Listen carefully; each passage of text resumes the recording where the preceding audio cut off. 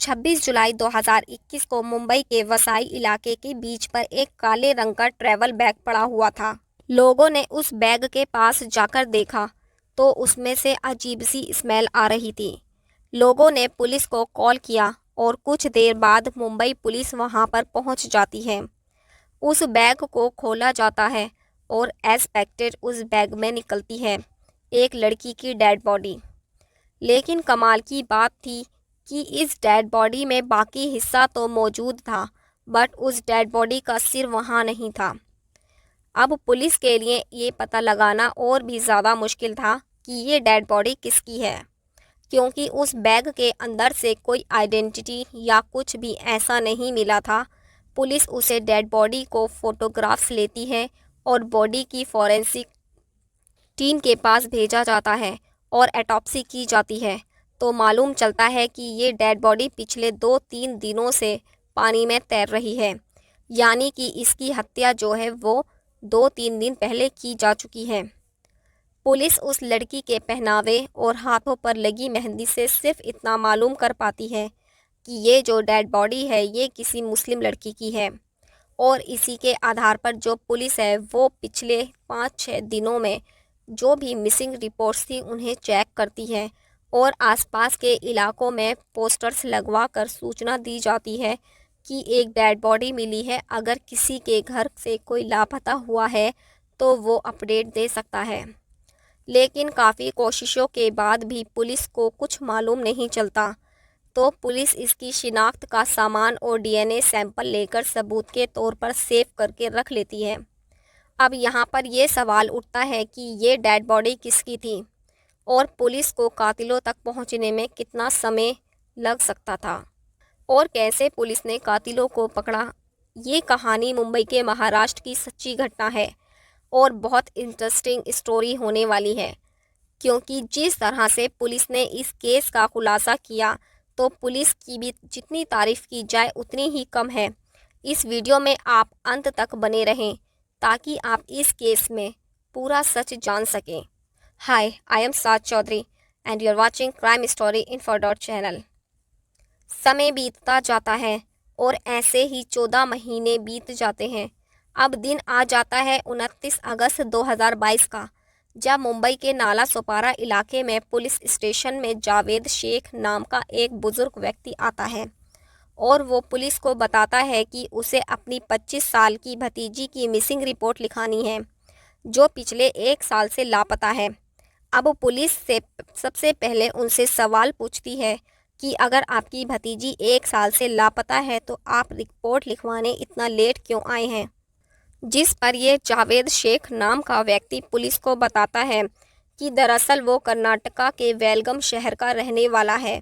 उसकी एक भतीजी है जिसको पाल पोस कर इसी ने बड़ा किया, क्योंकि उसके माँ बाप बचपन में ही गुजर गए थे और 2017 में उसने अपनी भतीजी की शादी मुंबई के नाला सोपारा में रहने वाले आसिफ के साथ की थी, जो दुबई में जॉब करता था।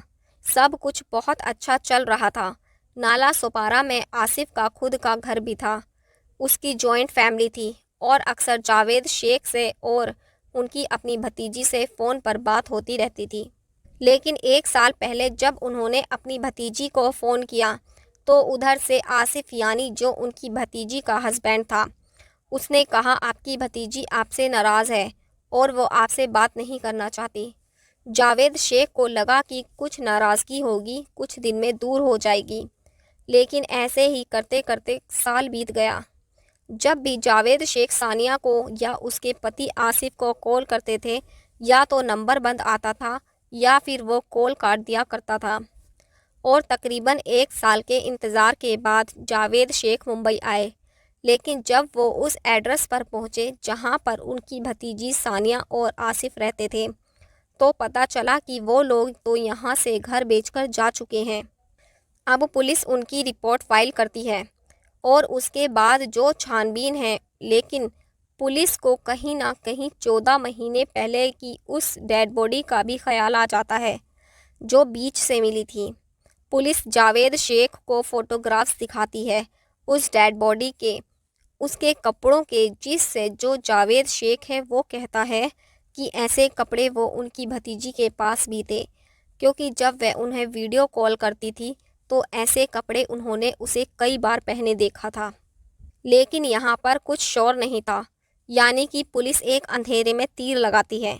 अब पुलिस जावेद शेख के साथ आसिफ के परिवार वालों की तलाश भी शुरू कर देती है, जहाँ पर उनका पुराना घर था। वहाँ पर तफ्तीश की जाती है। उसके बाद उन्हें आसिफ की मां का मोबाइल नंबर मिल जाता है, जो प्रेजेंट में एक्टिव भी था, और वहाँ से पुलिस उनके नए घर का एड्रेस निकाल लेती है। पुलिस उस एड्रेस पर पहुंचकर सानिया शेख की तलाश शुरू करती है। घर वालों से पूछा जाता है कि उनके घर की बहू कहाँ है, जिस पर आसिफ और उसके परिवार वाले पुलिस और जावेद शेख, जो सानिया के चाचा थे, उन्हें बताते हैं कि सानिया वो 1 साल पहले ही इस घर को छोड़कर जा चुकी है, और वो पुलिस को बताते हैं कि उसका किसी के साथ अफेयर चल रहा था, और एक दिन उसने एक लेटर लिखा और वो लेटर घर पर छोड़कर उस व्यक्ति के साथ भाग गई।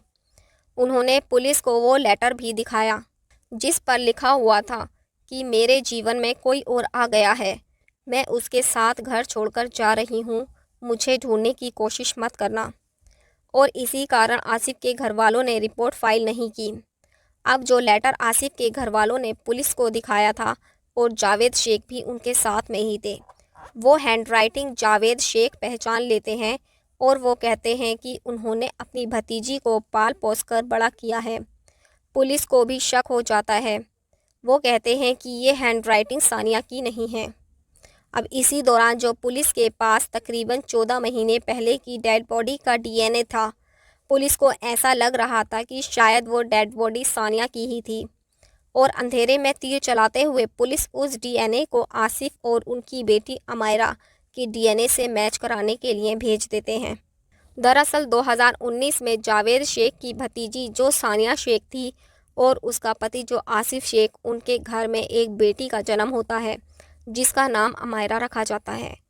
अब एक तरफ तो पुलिस ने डीएनए को मैच करने के लिए भेजा था, ताकि ये मालूम चल सके कि 14 महीने पहले मिली डेड बॉडी सानिया की ही थी या किसी और की।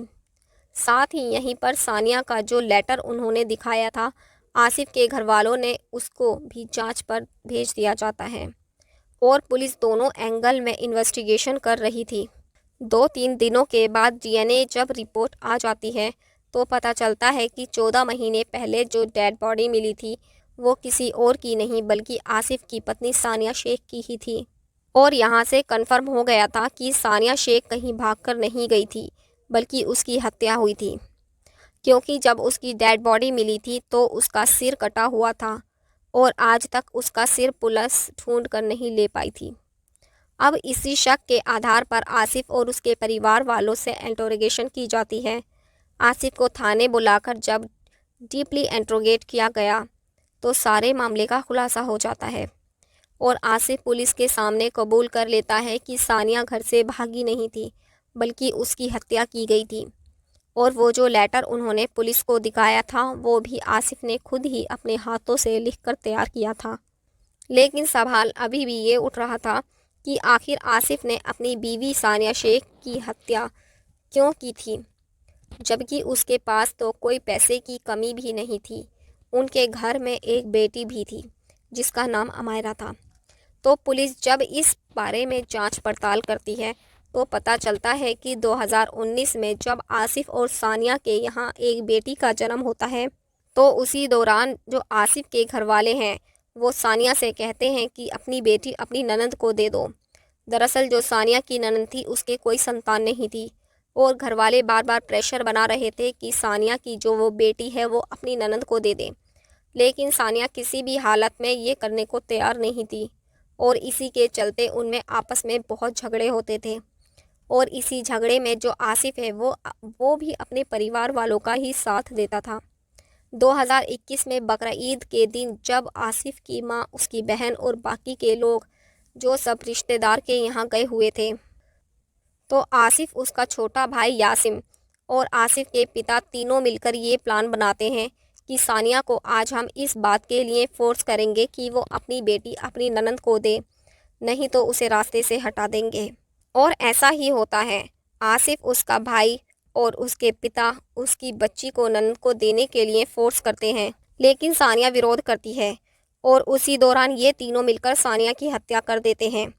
ये तेज़ धारदार हथियार से सानिया का सिर धड़ से अलग कर देते हैं और जाकर उसकी डेड बॉडी को उसके सिर को समुद्र में फेंक देते हैं। इस बॉडी को ठिकाने लगाने में सानिया के नंदोई यानी कि जो आसिफ का जीजा था वो भी वहाँ पर उनकी हेल्प करता है और उसकी डेड बॉडी को समुद्र में फेंक कर आ जाते हैं। उन्हें लगा था कि समुद्र से डेड बॉडी कभी भी नहीं मिलेगी और ना ही वो लेटर जो खुद लिखते हैं, जिसे वो सबूत के तौर पर रख लेते हैं कि अगर कोई सानिया की पूछताछ करेगा तो वो बता देंगे कि सानिया घर छोड़कर अपने आशिक के साथ भाग चुकी है। प्लान तो इन्होंने बहुत अच्छा बनाया था, आज तक भी सानिया का सिर नहीं मिला, लेकिन पुलिस की इन्वेस्टिगेशन की यहाँ पर तारीफ करनी होगी, जिसने सानिया की डेड बॉडी के डीएनए सैंपल्स फोटोग्राफ्स को संभाल कर रखा हुआ था। और जावेद शेख जब अपनी भतीजी की रिपोर्ट लिखवाने आए तो अंधेरे में तीर पुलिस ने लगाया, जो कि सीधा निशाने पर जाकर लगा। इस अपराध में आसिफ, आसिफ के पिता, आसिफ के भाई और बहनोई शामिल हैं। सभी के खिलाफ एविडेंस जुटाकर इन सबको जेल भेज दिया गया है, लेकिन केस अभी भी चल रहा है। बाकी इस केस में आप लोगों को क्या जानकारी मिली, आप लोगों ने क्या सीखा, आप हमें कमेंट बॉक्स में ज़रूर बताएं। ये कहानी सुनाने का उद्देश्य किसी का दिल दुखाना, किसी को परेशान करना नहीं, बल्कि आप लोगों को सचेत करना है, सतर्क करना है। धन्यवाद।